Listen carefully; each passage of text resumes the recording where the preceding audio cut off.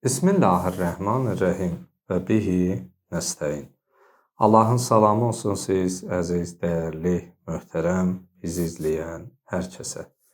Bildiyiniz kimi artıq rəhmət, bərəkət, məğfirətlə dolu olan mübarək Ramazan ayı daxil olub. Ənənəvi olaraq hər il Ramazan ayının gündəlik dualarının şərhi və izahı barəsində danışırıq. Bu ildə sizinlə məhz müəllifi olduğumuz kitab Ramazan Ətri kitabından elə gündəlik duaların şərhi və izahını sizinlə bölüşəcəyik. Birinci günün duasının qısa mənası və izahına keçid alaq. Bismillahirrahmanirrahim.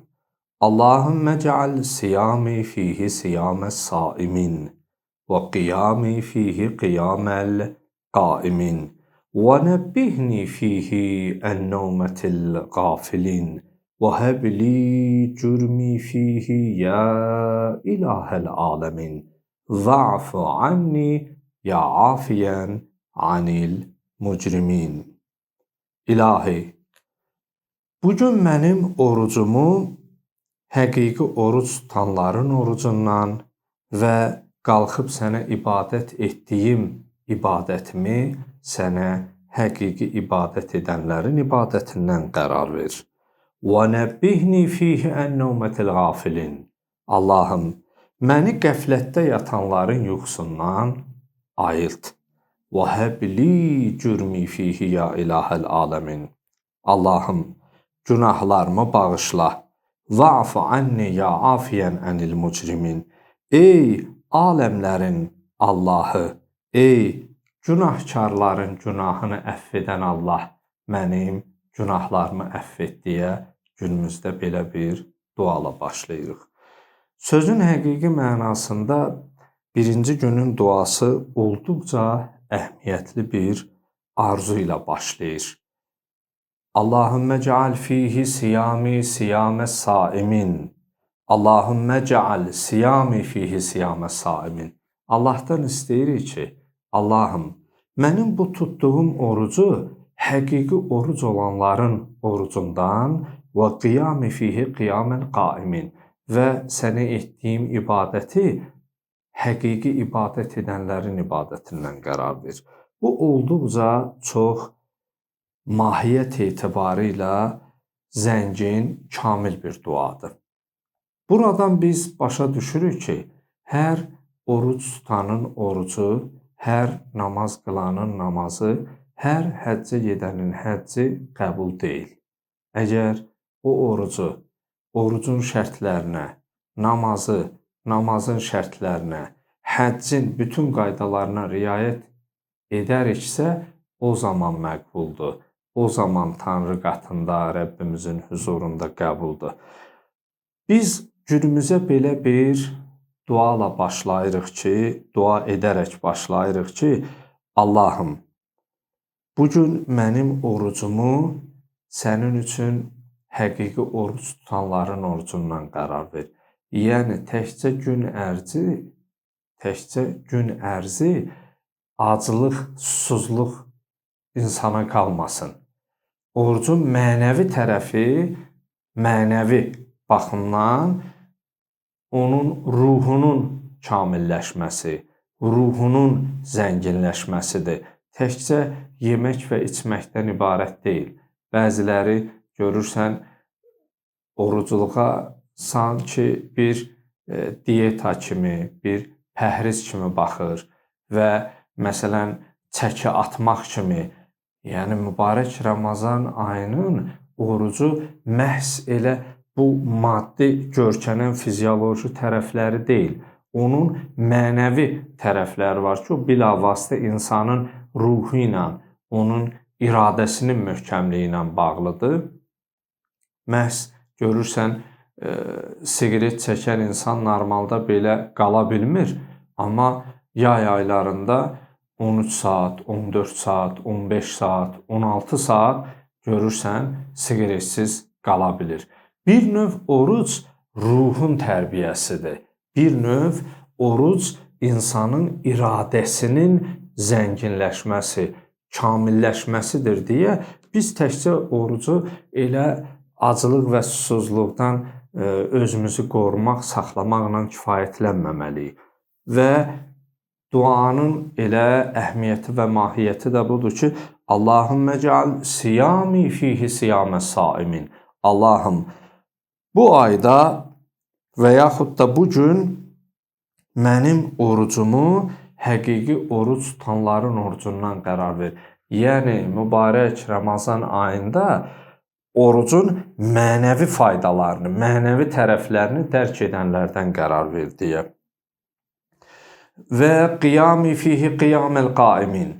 Və bu ayda və bu gün, bu gecələrdə etdiyim ibadəti həqiqi ibadət edənlərin ibadətindən qərar ver.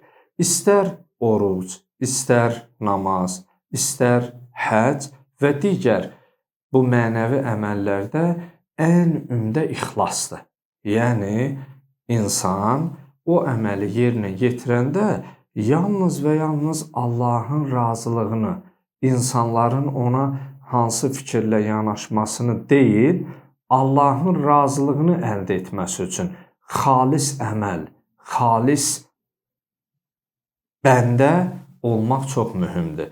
Yəni, necə ki, Quran-ı Kərimdə Mübarək Sad surəsinin 32, 82 və 83-cü ayətlərində şeytanın insanları yoldan çıxartmasına Allahın huzurunda and içdiyi göstərilir. Allah onun huzurundan qovduqda o Allahın qarşısında belə bir əhd bağlayıb, belə bir and içib. Qalə fəbi'izzətikə ləuğviyənnəhum əcmain. And içir ki, and ola sənin izzətinə, Allahın qüdrətinə and içir. Qalə fəbi'izzətikə ləuğviyənnəhum əcmain. Deyirsən ki, məni dərgahından qovdun, and ola sənin qüdrətüə, and ola sənin izzətüə, mən onların hamısını yolundan azdıracam, yolundan saptıracam. İlla ibadəkə minhumul muxləsin.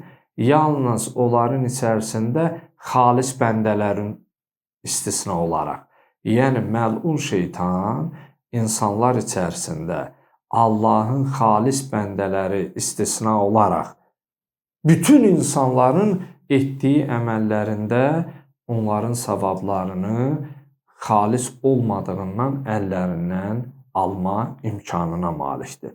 Ona görə möhtərəm müsəlmanlar, əziz bizi izləyən dəyərli izləyicilərimiz, çalışağın etdiyimiz əməlləri xalis edək, orucumuzu xalis tutaq, namazımızı xalis yerinə yetirək və yalnız və yalnız Allahın razılığını əldə etmək üçün bu işləri görək.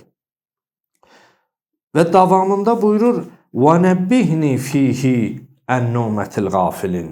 Allahım, məni qəflətdə olanların sırasına aid etmə. Məni qəflətdə yatanların yuxusundan ayılt. وَنَبِّهْنِ فِيهِ اَنْنُومَةِ الْغَافِلِينَ.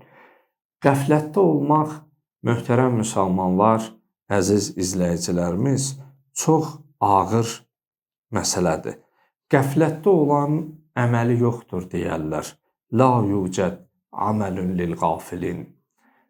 İnsan yaşaya, amma qəflətdə ola, bu çox ağır məsələdir.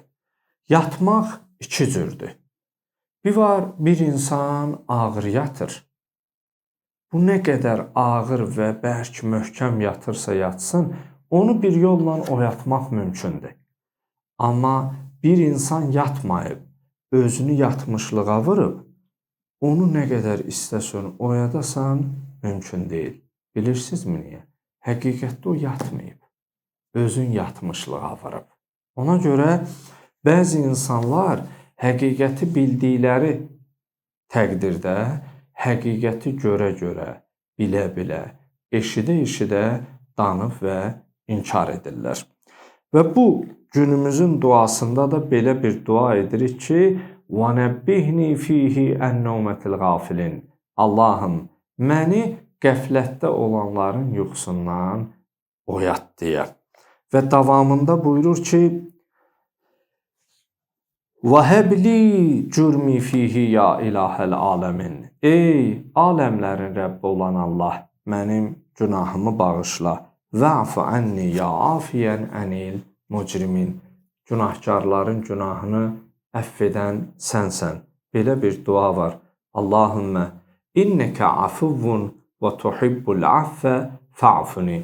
Ey mənim Allahım, sən bağışlayansan və bağışlamağı sevirsən, məni bağışla deyə. Allah etdiyimiz duaları, tutduğumuz orucları, qıldığımız namazları qəbul eləsin.